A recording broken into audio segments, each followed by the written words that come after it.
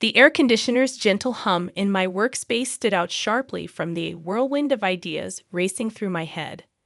I'm a lawyer named Anna, and I'm 28 years old. It's a far way from the chaos of my early years, a past I even kept hidden from my closest friends and family. The calmness of the ringing shattered my office. On my phone, the screen revealed an indeterminate quantity, but something about it felt unsettlingly similar to a cautious hand.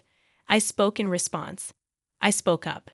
Speak with a combination of expertise and Anna. Be careful. Your father has arrived. There was an anxiousness in the voice that didn't do anything to stop my rising fear. A shiver went through me. More than 10 years had passed since I last heard that voice. A once meaningful voice, loving care, but has turned into a symbol of grief and betrayal. Why are you contacting me? I asked to speak for myself, severing with precision. During the quiet that ensued after his first things first, I'm having problems. Anna, I need financial assistance from you.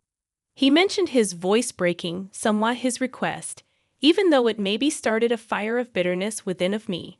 My contribution now you, I shot back after all these years. Belief and rage coexisted in my tone. To be sure, but if it weren't, I'm in a real pickle. Continuing Ed's deteriorating, desperate state. His voice, you've long since ceased to be my father. You can't just phone me right now, and you may count on my assistance, I answered vocally. Chilly, and there was a steady pause on the line. A thick stillness that resembled an irreconcilable divide. Anna, please. I'm still. Your father made a pathetic attempt to renewing an old friendship. Putting out the word dad felt strange, almost startling. A father, you lost that title, I remarked when you chose her over me. The years of grief and resentment being incorporated into my speech. I believed you were mistaken, my daughter. I spoke up and stopped him. Halfway through, you made your decision years. His voice was years ago, and now that I've made mine, a mixture of desperation and begging. Hello, Anna? I'm sorry, but I need your help once. I'm sorry reverberated through my office like a hollow and pointless apologies don't alter historical events. I'm unable to assist you.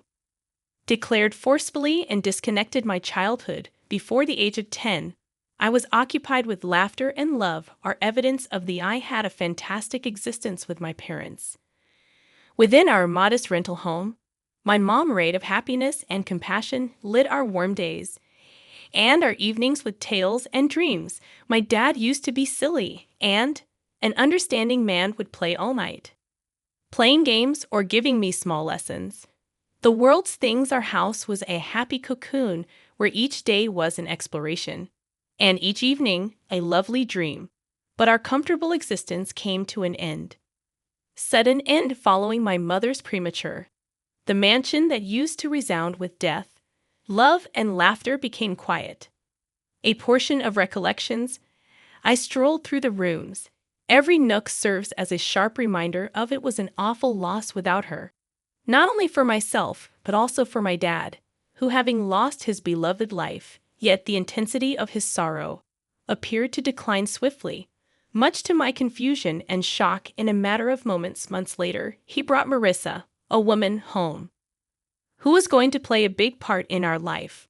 I remember the moment he brought, a day that signified the conclusion of my treasured childhood. Anna, this is Marissa.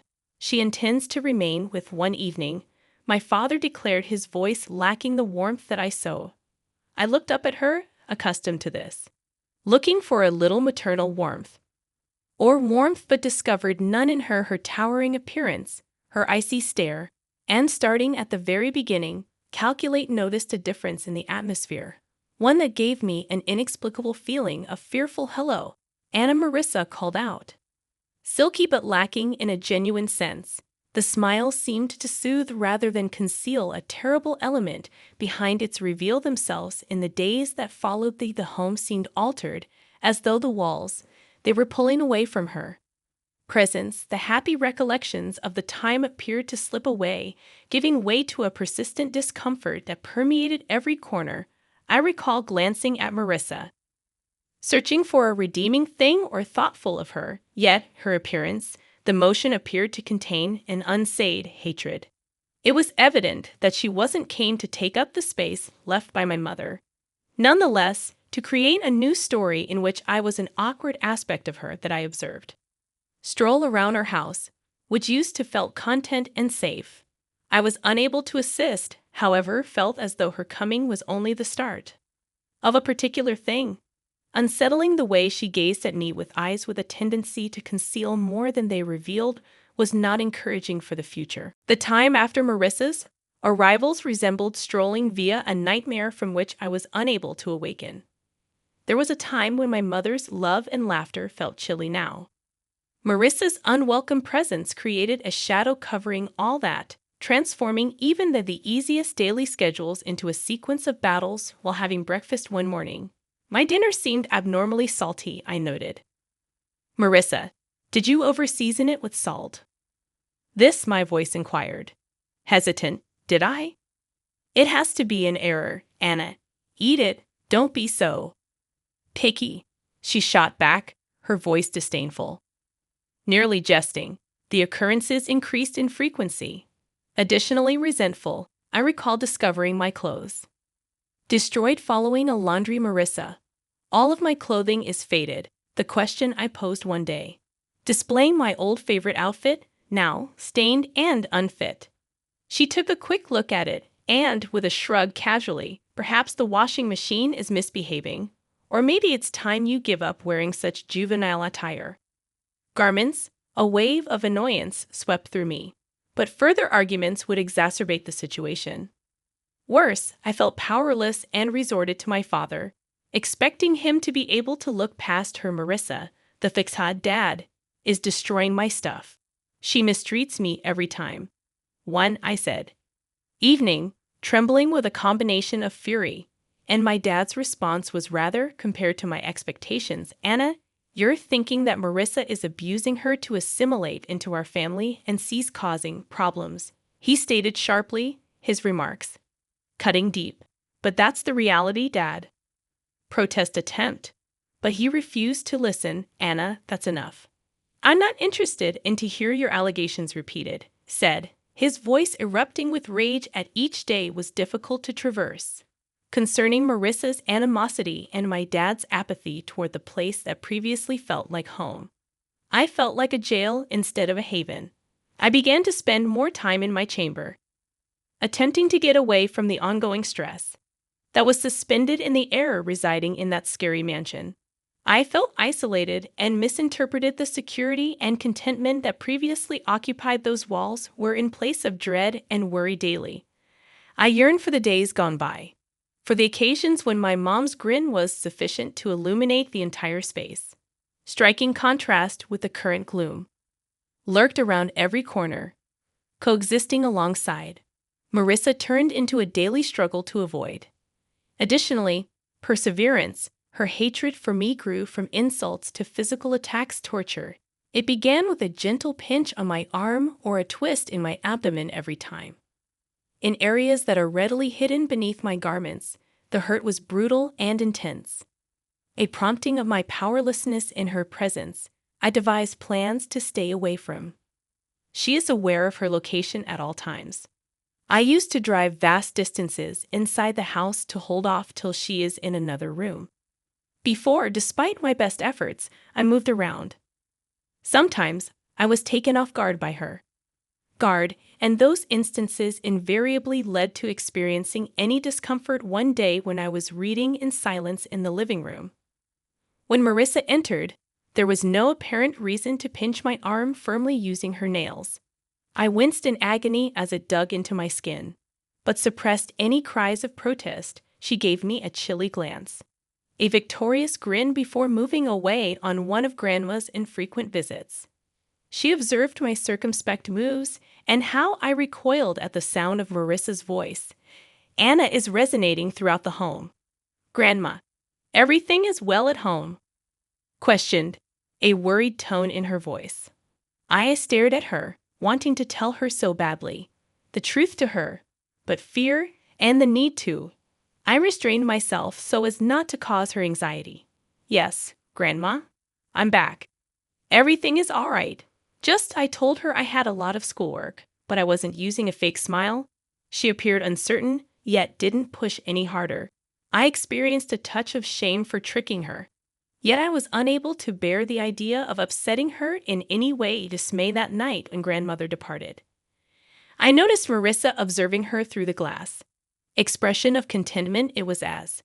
If she had enjoyed knowing that she influenced me, I would have suffered harm, and succeeded in doing so. Her victorious expression strongly indicated she was the one in charge, and I was utterly defenseless. Participant in her twisted game, I felt like going back to my room, enmeshed in a vicious cycle of silence and cruelty. The actual discomfort caused by Marissa's pinches and turns were tolerable in contrast to the mental chaos I thought of school as my haven, a place where I might momentarily forget the suffering of my domestic life. However, even there, the outlines of my problems at home started to come through. Mrs. Thompson, my instructor, is a good-hearted person. A woman who constantly gave her students encouragement. One day, I began to detect changes in myself. When I turned in my homework, she firmly gripped my wrist while focusing on my arm's bruises. "What, Anna?" occurred here. These resemble bruises. She claimed that worry was in her voice. I swiftly retracted my arm, enveloping my sleeve is bruised. "Nothing at all, Mrs. Thompson." I collapsed. I pretended to be lying while dodging her stare. Mrs. Thompson averted her gaze. "Persuaded Anna. Should there be any incorrect, or if someone is harming you, can inform me of the significance of speaking up." She asked her eyes to look for the reality that I desire to reveal to her, give her all the details regarding Marissa and how I was always afraid, yet the words failed to flow, so I pushed "I'm all right, Mrs. Thompson," honestly grin. It was only a careless mishap. She presented me with a long, introspective glance, followed by a nod gradually. "Okay, Anna, but keep in mind the door is never closed." "You're not by yourself," remarked, smiling consolingly at me. I nodded as a knot started to grow in my throat. Her generosity added to it, challenging to keep up the facade that everything went smoothly, as I particular day, Mrs. Thompson's walk home. Phrases replayed in my head. I experienced a mixture of appreciation for her thoughtfulness and the feeling of isolation brought on by bearing my burdens by itself. The idea of disclosing the reality. At home, my existence was horrifying, and I worried about the outcomes. What Marissa would do if she became aware of it had mentioned. I was silent that evening, having supper with someone. Pondering Mrs. Thompson's words offered to assist Marissa when I became speechless. "Why is everyone quiet tonight? Anna Kitty received your tongue," she questioned mockingly. I just shook my head and carried on with my meal, attempting to minimize my size and imperceptible as possibilities while I lay in bed after supper. The truth of my circumstances felt more and more than ever formidable. Mrs. Thompson's concern had convinced me that individual's the problem, but the dread of what exposes the maybe the truth prevented me from speaking. I was between the desperate need to communicate someone and Marissa's fear of it takes balance to retaliate. I traversed daily the day my instructor, Mrs. Thompson, chose to include me in Father's Day was a day full of stress and fear for me. In the principal's office, twitching uncomfortably, my thoughts frantically worrying about how my father would respond if he ever made it to his stern face revealed a mixture of annoyance and humiliation. "What's up with Anna? Are you calling me to come to your school?" With a strong voice, he demanded this. He entered. My eyes slid to Mrs. Thompson. Looking for some reassurance, I swallowed hard and searched for my voice. Dad and Mrs. Thompson observed what she saw. "Bruises," I stumbled, sensing the burden of his stare before I could respond. Moreover, he suppressed his rage. "Tangible. What are you talking about, bruises? Once more, you are inventing stories." Mrs. Thompson intervened, speaking sternly, yet composed. "Mr. Smith, I'm worried about Anna's condition, and the bruises on her arm do not appear unintentional, which needs to be addressed." My father's expression darkened slightly with anger. At home, she is pretty safe. Anna, are you misrepresenting our family? Turning to face me, he looked disappointed. Let loose the tears I'd been holding in, began to leak. Dad, it's not a lie. Marissa has been injuring me. I was able to exit the truth at last emerging. His response was one of complete Marissa. It's unbelief that's absurd. She has only shown kindness. I will not allow you to accuse her in your eyes. Using these charges, but the facts are actual, Dad. Called out, pleading with him to accept it. With a start, he got up, his patient. Tell Mrs. that you're wearing this too thin. Thompson, all of that was made up. I dutifully faced the instructor and reiterated his. She nodded again without speaking. Anything while returning home empty-handed, said another way. He kept me trapped in my room. Using the door, I could perceive Marissa's voice brimming with deceptive worry. I told you that she's only looking for. I sat on my bed, she added, paying attention, having a strong sense of loneliness and sorrow at the one person I believed I could guarantee that he had turned the walls of my room, which are facing me, had previously seemed to be my haven, but now I lay there feeling like I was inside a prison. There, reflecting on all that had occurred as a result of the physical abuse's suffering, was insignificant in contrast to the agony of not being believed, and my father punished me. It was a severe understanding that the individual who was meant to adore and guard me unwaveringly was now the origin of my deepest agony in the days after my confinement. Among the darkest were those in my chamber. Had already felt imprisoned entirely and helpless. I realized that my only chance lay. On my mother's side, my granny was a compassionate and loving woman with always been kind to me, but I never thought to bother her with my problems one night at home while I was my father and Marissa had their hands full.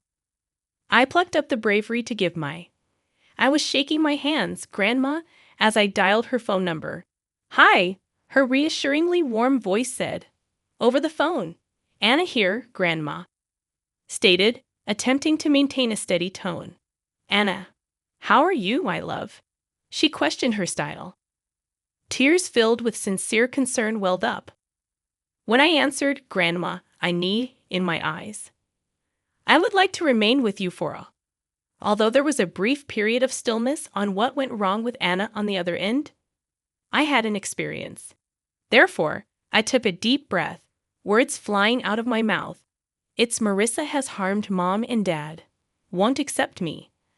I am still trying to figure out what to do. Her voice carried concern, which I could perceive as. She answered right away, of course, my love. You immediately approach. I will attend to. The day my grandmother arrived was this one. Even though she was little, her presence filled the space. She faced my dad with a strength that took me by surprise. John, Anna isn't coming with me. Safe here, she proclaimed. With firmness, my father retreated and attempted to Mom. You can't just take her, I'd argue. She's your daughter, mine, and you unable to defend, she retorted.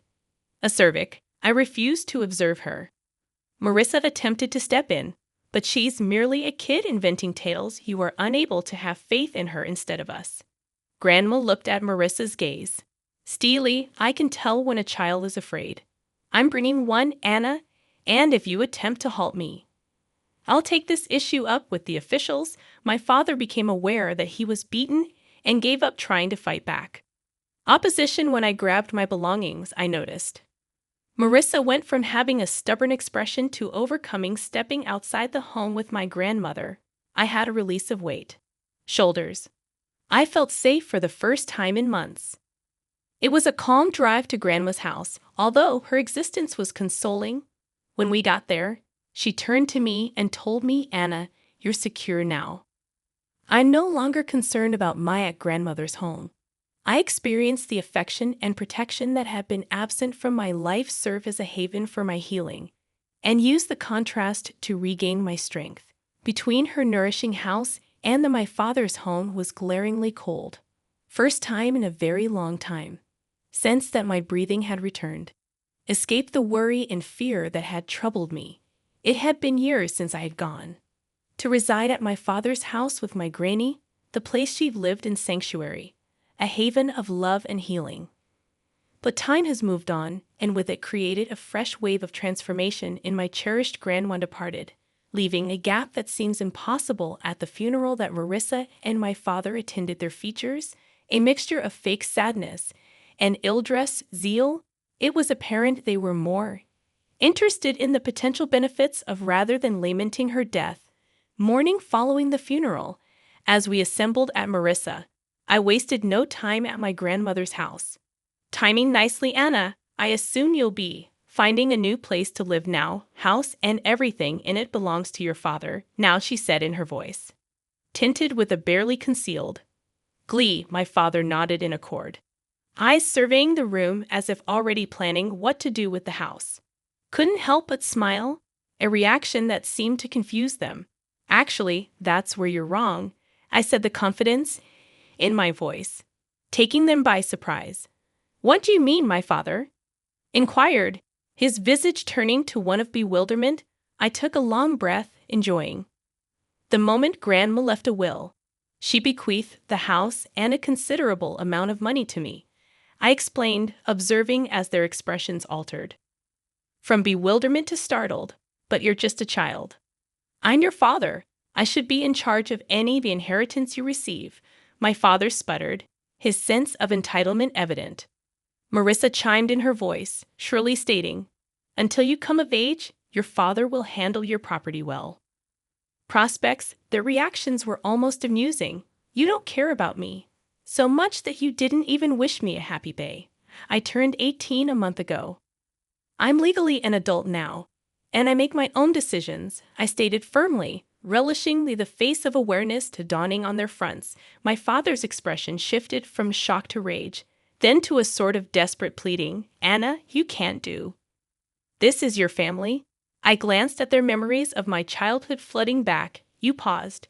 Being my family a long time ago, I remarked. My voice is steady. Marissa stepped forward, her tone now imploring, at least let us stay in the house. We have nowhere else to go. We have not extended the lease of our residence. I shook my head. This is my house currently. You'll need to find somewhere else. As they left, the weight of years of pain and neglect appeared to lift my shoulders. I stood in the house that was as mine, a place loaded with memories of my grandmother's love, and felt a sense of closure. The echoes of the past, my father's call stirred, remained. I sat there, phone in hand sensation, a tumult of feelings, wrath, betrayal, and a sense of injustice. But amid all that, there was also a sense of strength and a reminder of the resilience that had carried me through the depths of times